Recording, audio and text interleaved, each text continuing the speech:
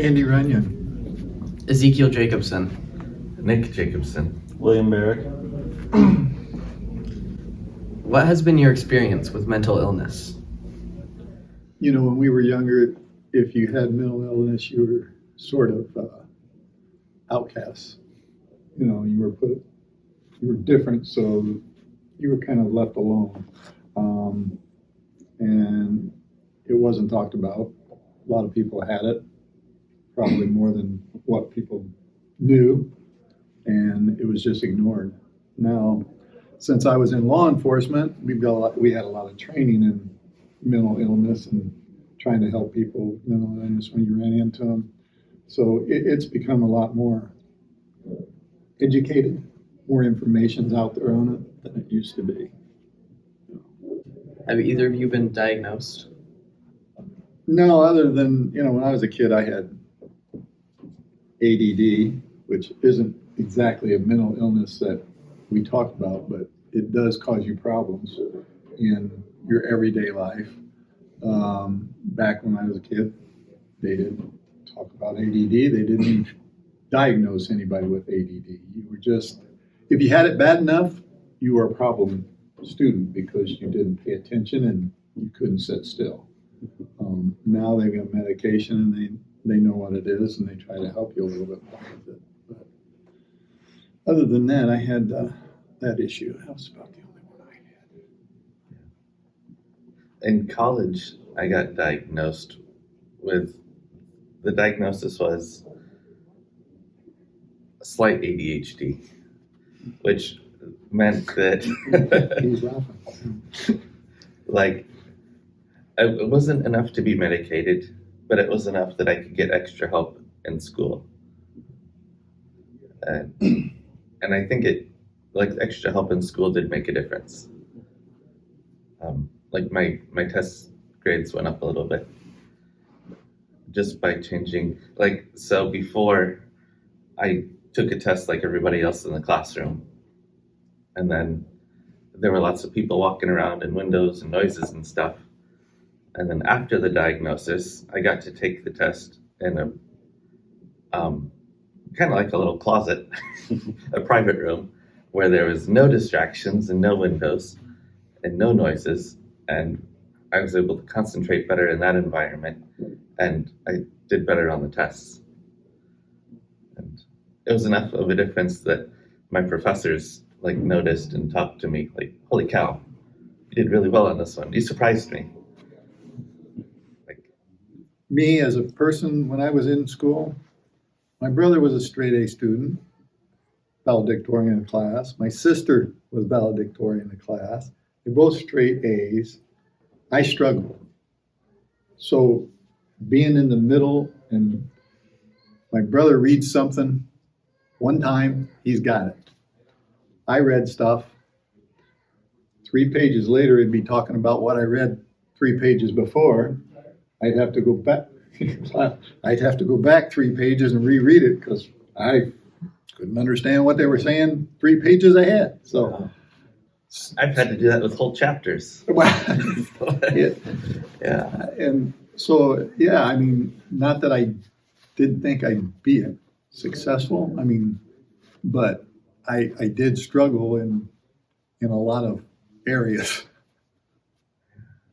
There were times I'd finish a chapter and I'd have no idea what I just read. Yeah.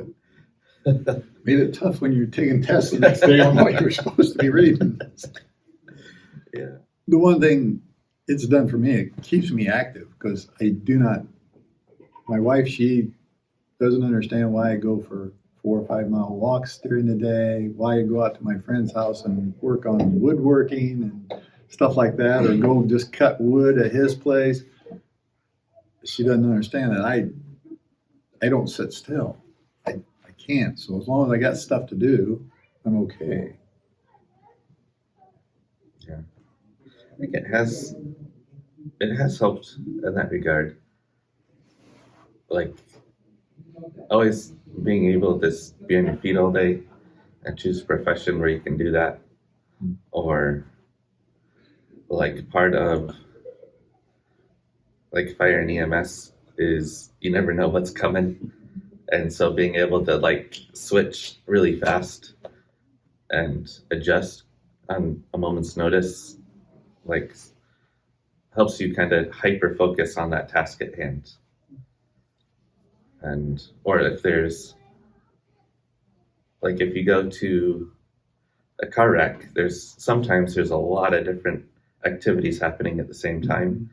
And part of the hyper focus is being able to block out all those other activities and just focus on the task that you're doing.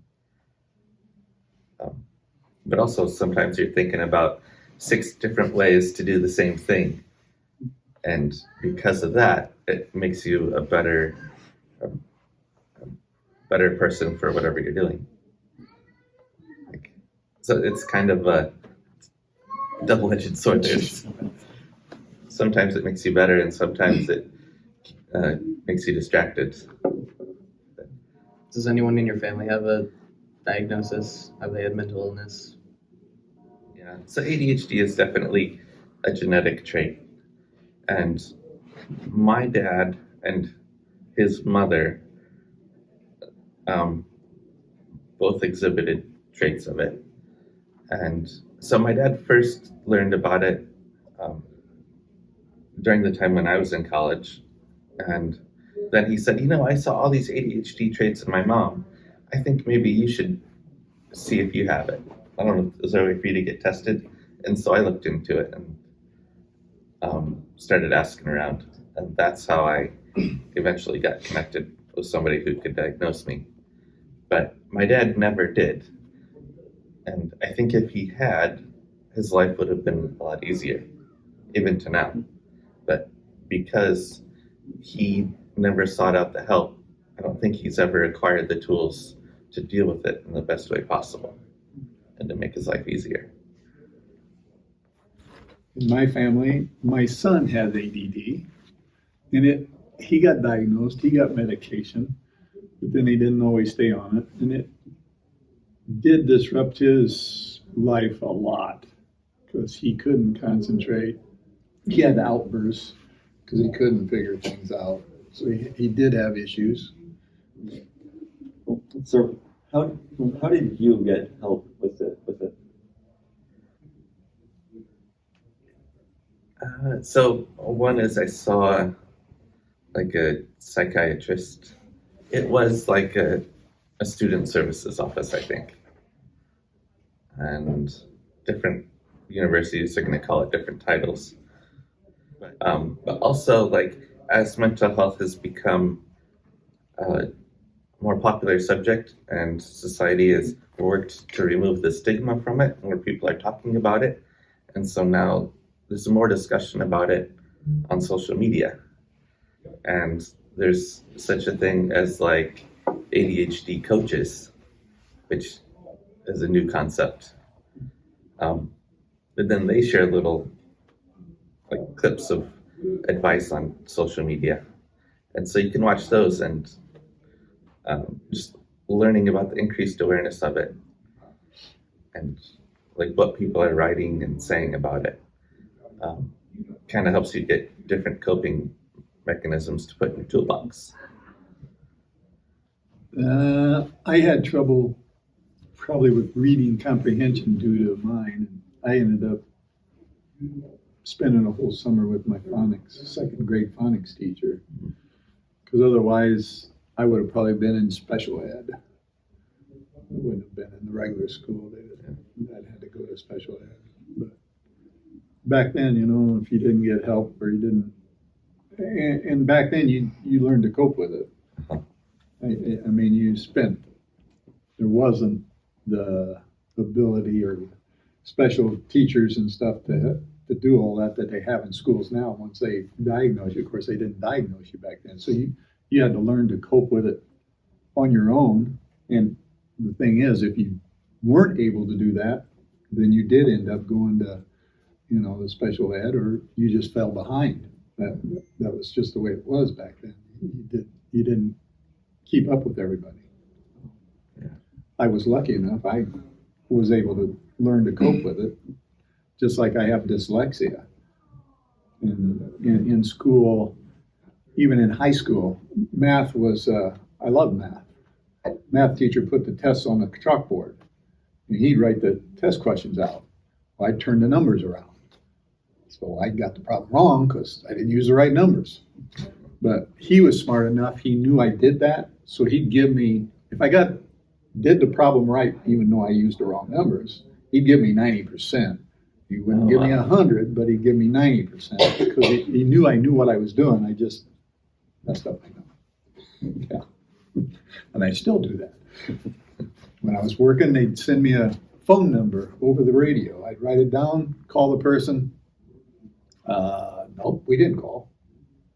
Okay, so I'd call dispatch back, ask them to reread the number to me. Of course, I turned the number around, so I called somebody. Had no idea why I was calling. No. It still affected me even after that. So, Andy, how did your church friends help you? Well, church was, we had a lot of good teachers in Sunday school that helped with stuff. Plus, they were all really good friends. A lot of them I worked on the farms for, grew up with all of them. So usually when you have problems, just having somebody to listen to you or talk to you is the best thing, which we had. We were a small church. For me, church was like a fun place that I could go to. And there wasn't a test that I had to take or essays that I had to like focus on or anything. And there are always lots of motion going on. And so a lot of little distractions all the time. And so if I didn't focus on one thing, it was okay. Nobody really said, hey, pay attention. Like, they didn't care as long as I was quiet during sermon, nobody really cared that I was doodling or drawing or whatever.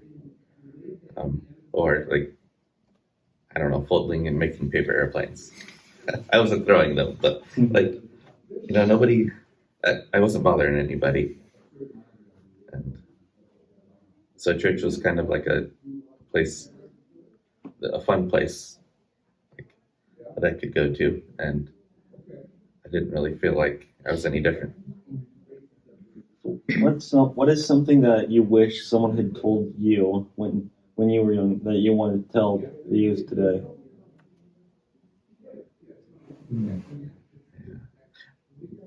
I think I'd say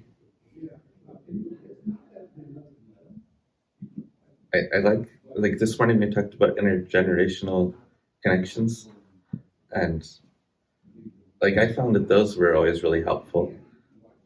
Like I enjoyed those conversations, but they were just conversations. They never really made it outside the church doors. And I think I'd encourage youth to like follow up with those outside the church doors and like be connected to people in a way that like you can get to know them and they can get to know you outside of a Sunday morning. And like there you can really show people, and people like you get to see them and their hardships, and they can kind of help you through your hardships. I don't really have much for that except for, however you're feeling, it's good just if somebody tell you it's okay if you feel bad or whatever, as long as you know why you feel bad, you can get help. Yeah. If you're not feeling well and you have issues, anxiety and stuff, it's okay. It's not normal for everybody, but for you, that's going to be a normal thing. It's learning to get help to know how to deal with your anxiety so you can live as normal life as you can, even if it's by medication. Everybody's got a stigma. I think if you don't, if you do feel bad and you have to go to a psychologist or a psychiatrist, that's a bad thing. And they don't want people to know it. Well, if you know you don't feel good, If you can get help, it'll make you feel better.